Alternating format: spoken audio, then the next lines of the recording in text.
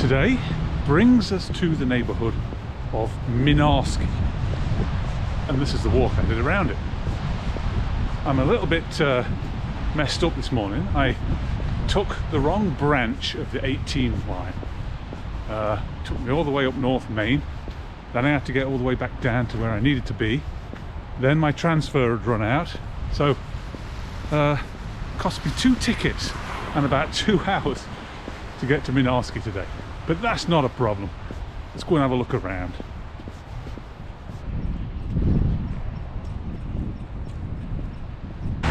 Andrew Mynarski, VC, was a pilot officer, and he and his crew were flying a Lancaster bomber over enemy territory when it got shot down by a German night fighter.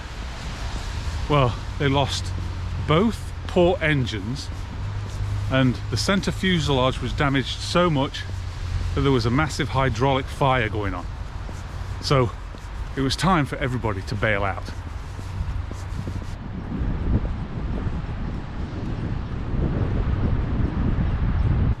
As everyone made their way to the escape hatch at the front, one of them got knocked unconscious, one of the crew, and was kind of blocking the exit. So Mynarski went to the rear exit, and through the flames, the hydraulic fire, he could see his best mate in the tail gun was trying to get out. The turret had actually jammed as it was turning around to its exit position.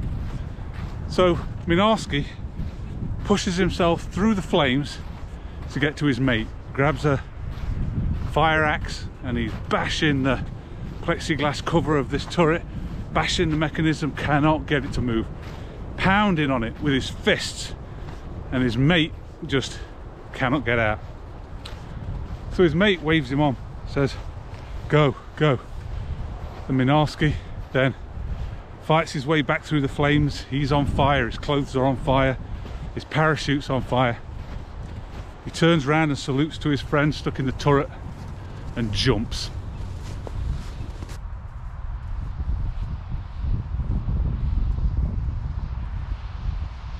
As you can imagine, he lands hard, but survives the fall. Unfortunately, he ends up dying of his burns and injuries in a field hospital. So how could this story be known? Well, as fate would have it, the tail gunner survives the crash, gets to tell the story of his heroic friend, and Andrew Mynarski is posthumously awarded the Victoria Cross, the highest honour of bravery that you can get. But really, you know, if I don't know whether you've seen or heard a wonderful Lancaster bomber, just a fantastic piece of machinery. To be falling out of the sky on fire, trapped in a tiny little bubble at the back, I have no idea what that poor guy would have been thinking. He would have known it was the end. I don't even know how long that takes to crash. How long does an airplane take to crash? But what a spectacular sight that must have been to an outside observer. Just amazing. But he survived. Came out of the wreckage with, I don't know, some injuries, I guess, but was able to tell the tale. And Andrew Mynarski was born here in Winnipeg, and this is why this neighbourhood is named after him.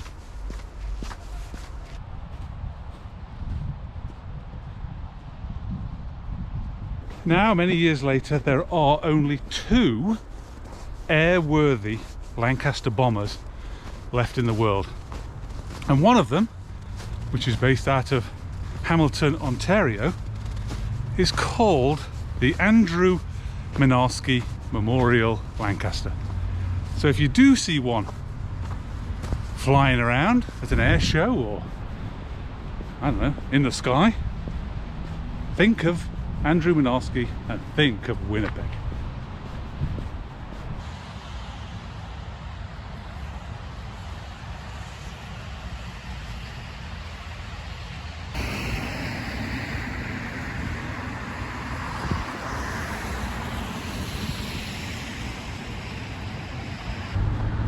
You know what we should do?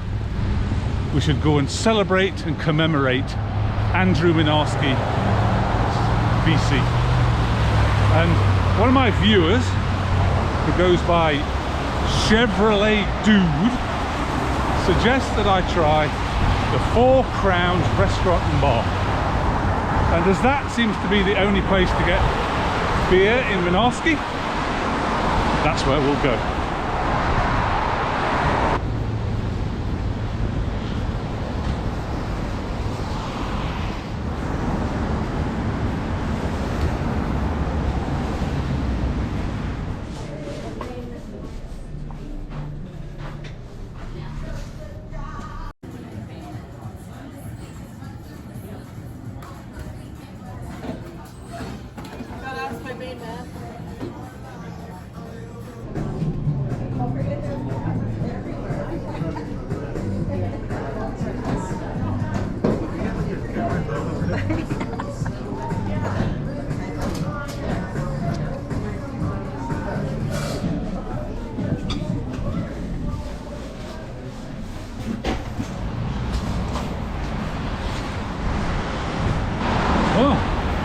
Great recommendation there from Chevrolet Dude.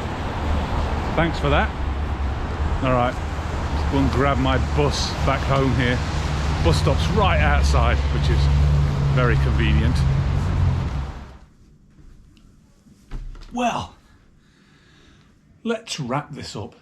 And walking around the neighbourhood of Mynarski and talking about Andrew Mynarski and Lancaster bombers has inspired me by this beauty. I'm going to build this kit in honour of Mynarski. It makes me think, when I'm having a bad day at work, at least I'm not on fire trying to save my best mate from a dying aircraft. Well, thank you, Mynarski, Andrew, for your dedication in the face of adversity. And thank you, Mynarski, the neighbourhood, for your hospitality.